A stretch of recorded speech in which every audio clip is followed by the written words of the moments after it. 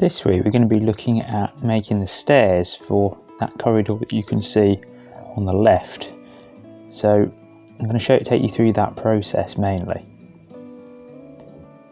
To start with, I've put a piece of plastic card kind of up the edge and cut out the areas where the steps meet the wall, and then using that piece I set about applying individual slats against it to kind of help support it, but also to keep that shape as I go up the steps. In the past, steps have been a nightmare for me in terms of trying to get them level, trying to get them looking correct, and actually sort of looking like stairs, because you can go off all sorts of different angles if you're not careful. And so this kind of method for me, I think I found has actually worked really well.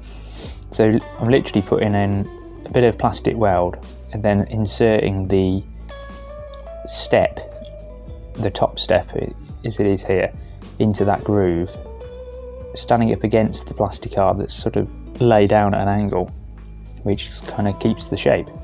And for me, yeah, that worked really well. So I then just ran a little bit of plastic weld down the kind of seam point, and then it was a matter of really carrying that on from there.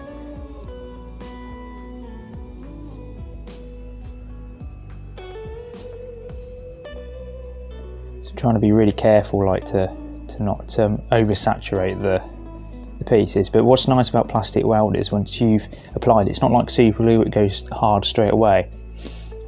You can kind of move about with it, kind of work with it. So yeah, it evaporates and leaves the connection, because it's not actually gluing, it's not like glue like super glue or PVA or anything like that. It's actually melting the plastic to the plastic. So that bond is incredibly strong. There's little chance it's going to fall apart. So that's why I trust my work when I've built it in this way. But before plastic weld, I don't know what I was doing.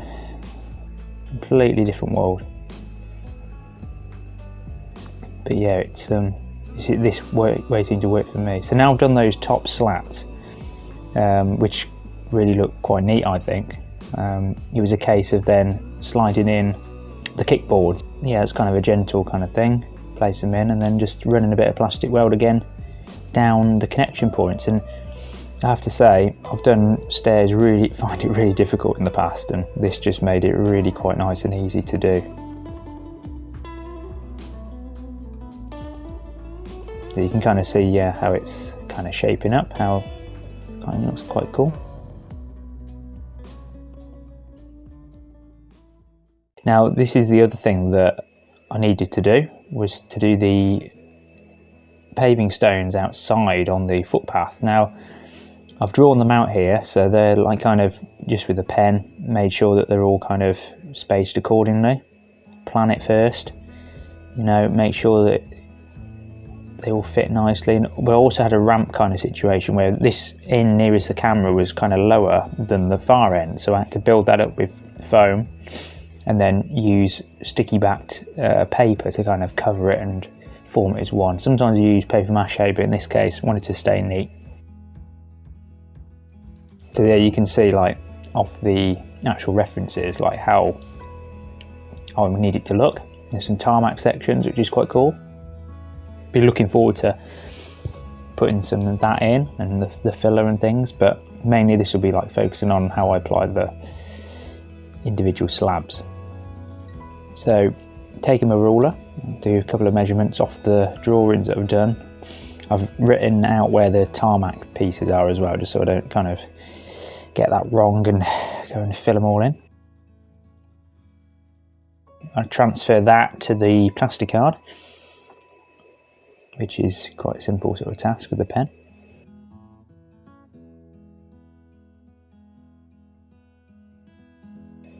Yeah, making sure it's all kind of level. And they're not all the same either, so it just means I have to kind of measure them out and get it to fit accordingly. But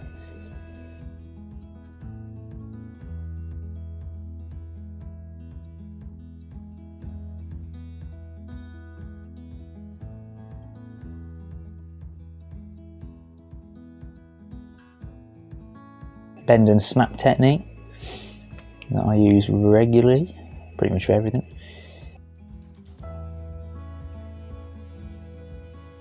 The old early learning centre scissors coming out there, they always get used, can't go wrong with them, trust them with my life. So yeah, do a little test fit, make sure it's all kind of ready. Now some people might think, oh, I'll just score the lines, place it in, but I like to do it all separately, you know, like I need to make sure that those slabs look like they've been individually placed and concreted in. So yeah, so score and doing a bit of snapping works a treat.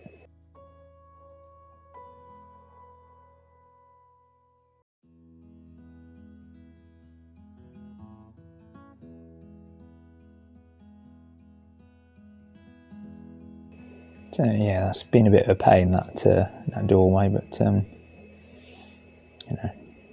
But yeah, super glue on, bit of the old Gorilla Glue. Put like 3 dots pretty much underneath just to keep it in place. It's the gel kind of super glue that I use as well, so it means that, you know, you can kind of mess about with it for, well, I say mess about with it, you can only got a little bit of time to work with it, but it means it does hold it in place nicely. But this is a process that, you know, I've done before and it's always worked out well. Sometimes if you haven't got such a neat kind of selection of paving stones that you've got to replicate, then I like to kind of go in with the files and the Dremel maybe and like cut up the edges slightly and file them down, and kind of gives a bit of more of a worn look. But in this kind of case, I needed them to look quite neat and crisp, the way that they were laid down, because that's how the real thing looks, and I'm not deviating from that. I want to replicate the real thing and make sure that, you know, in years to come somebody might pick this piece up or have it, own it, I don't know, wherever it goes, wherever it ends up, and be like, whoa, what does this even represent? What is this place? That's my point with all this, you know, it's documenting history rather than just through a 2-dimensional photograph, but have a 3-dimensional version. That's the whole purpose. And you know, this place, particularly for Worcester, and I'm sure there's places around the country that are very similar, that are kind of like quiet staples of the town. Like they're, you know, they mean a lot to the town. If they were missing, then I think people would miss it. But they're kind of quietly there, you know, just existing. But it's been through so much, this cafe, when you actually look and think, like, it's just been through, you know, this pandemic, survived that, still going, it's absolutely incredible. And then it's actually, you know, it's survived since like the 1970s anyway, it's been there. So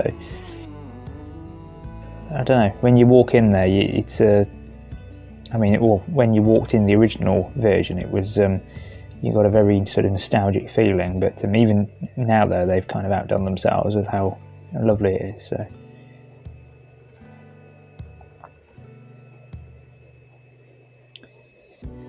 So yeah, this has been it for this week really. This is a little lamppost that I've put together, which is over 1 foot tall pretty much, 30 centimetres tall pretty much, but that will have an LED in, but that's something for another week.